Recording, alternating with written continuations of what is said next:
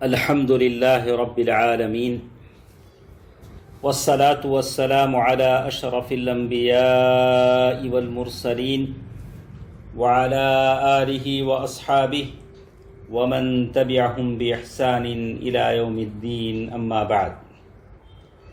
محترم حضرات و خواتین، اللہ تعالیٰ کا فضل و کرم ہے کہ دلوں کے اعمال کی اس گفتگو میں ہم شریک ہیں، اور اللہ تعالیٰ کے فضل و کرم سے ہم سن رہے ہیں مراقبے کے بارے میں.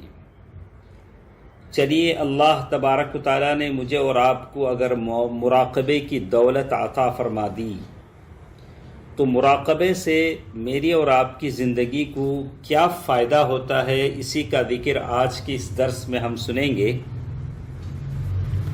سب سے پہلا فائدہ، آدمی جب مراقبے کی دولت حاصل کر لیتا ہے تو سب سے پہلا فائدہ اسے یہ ہوتا ہے کہ وہ اللہ تعالیٰ کے ساتھ ادب والا ہو جاتا ہے.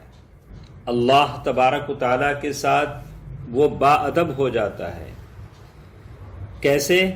جب بندہ اللہ تبارک و تعالیٰ کی نگرانی کا احساس کرتا ہے تو ہمیشہ وہ اپنے حرکات کو، سکنات کو انتہائی ادب والا بنا لیتا ہے، اس لیے کہ وہ سمجھتا ہے کہ بے شک اللہ تعالیٰ اسے دیکھ رہے ہیں، اسے سن رہے ہیں، اس کی نگرانی کر رہے ہیں. اسی کو تو ادب کہتے ہیں. آپ بالکل باادب ہو جائیں. جیسے ابن قیم رحمہ اللہ نے فرمایا، وَهَذَا الْأَدَبُ كما قال ابن القیم رحمہ اللہ ثلاثۃ انواع. اللہ تعالیٰ کے ساتھ با ادب ہونے کا کیا مطلب ہے؟ ابن قیم رحمہ اللہ نے بڑی اچھی طرح مجھے اور آپ کو سمجھایا ہے کہ یہ ادب 3 طرح سے ہوتا ہے. پہلا یہ صیانۃ معاملتہ ان یشوبھا بنقیصۃ. اللہ تبارک و تعالیٰ کے ساتھ آپ کوئی بھی عمل کریں اللہ کے لیے تو کسی اور چیز کی ملاوٹ اس میں نہ کریں تاکہ اصل چیز کی حقیقت ختم نہ ہو جائے. صیانت قلبہ، آدمی اپنے دل کی حفاظت کرے کہ کہیں دل اللہ تعالیٰ کے علاوہ کسی اور سے نہ جڑ جائے. صیانت ارادتہ، اور آدمی اپنے ارادوں کی حفاظت کرے کہ کہیں وہ ایسی چیزوں سے جڑ نہ جائے جو اللہ تعالیٰ کی ناراضگی کا سبب بن جاتے ہیں. اسی لیے بعض لوگوں نے کہا المراعات تورث المراقبہ. آدمی بہت ہی پابندی کے ساتھ ہوتا ہے تو اس کے اندر مراقبے کی دولت پیدا ہوتی ہے، اور جب مراقبہ آ جاتا ہے، اللہ کی نگرانی کا احساس پیدا ہو جاتا ہے تو اس کے اندر دل کا اخلاص بھی آ جاتا ہے، اور ظاہر اور باطن دونوں طریقے سے آدمی کی سدھار ہو جاتی ہے. اسی لیے کہتے ہیں اسرع الاشیاء عظة للقلب وانکسارا لہ. دل سب سے زیادہ جو متاثر ہوتا ہے بہت ہی تیزی کے ساتھ، عاجزی کے ساتھ، وہ اس بات کا تصور ہے کہ اللہ تبارک و تعالیٰ اس کی ساری حرکتوں کو جانتا ہے. اور جب اللہ تعالیٰ کی نگرانی کا احساس آدمی کر لیتا ہے تو اس کا ظاہر بھی سمجھ جاتا ہے، باطن بھی سمجھ جاتا ہے، اس کے حرکات سدھر جاتے ہیں.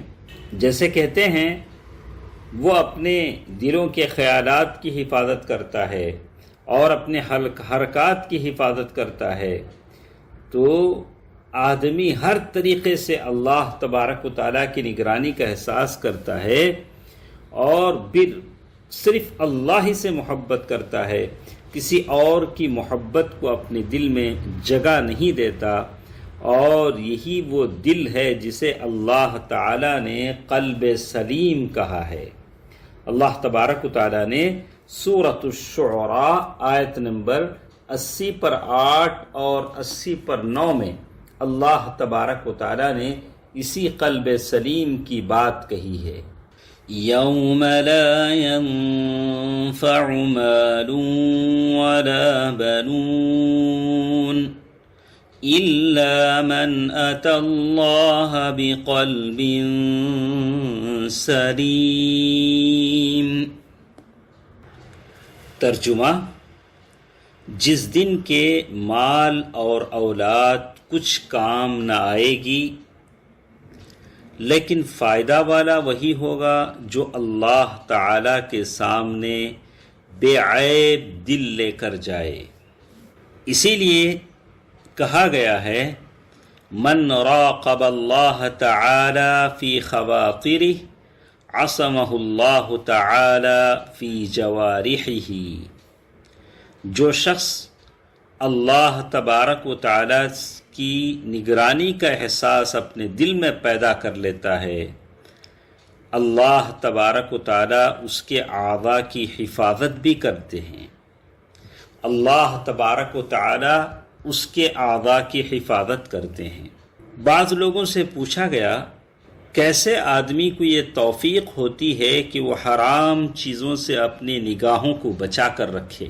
یہ آج کے زمانے میں بہت ضروری چیز ہے، جبکہ آج مسلم نوجوان آنکھوں کی زنا میں مبتلا ہے۔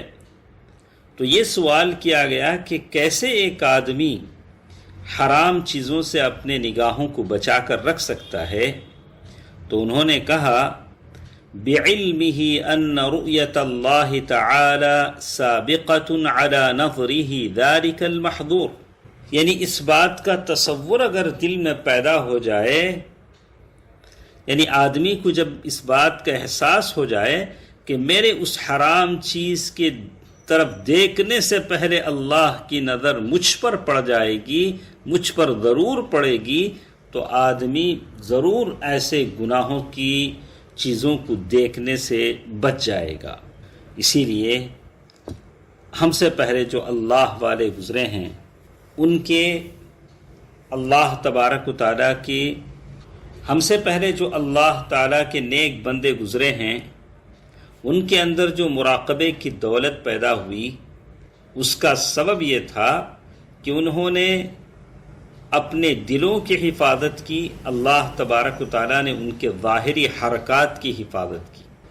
جو شخص تنہائی میں اپنے دل میں اللہ تبارک و تعالیٰ سے ڈرتا ہے، اللہ تبارک و تعالیٰ ظاہر اور باطن دونوں جگہ اس کی حفاظت کرتے ہیں۔ اسی کے تعلق سے کچھ باتیں اور ہیں، انشاءاللہ کل کے درس میں ہم سنیں گے۔ اللہ تبارک و تعالیٰ بہتر بات سننے اور عمل کرنے کی توفیق دے، آمین۔ السلام علیکم ورحمۃ اللہ وبرکاتہ۔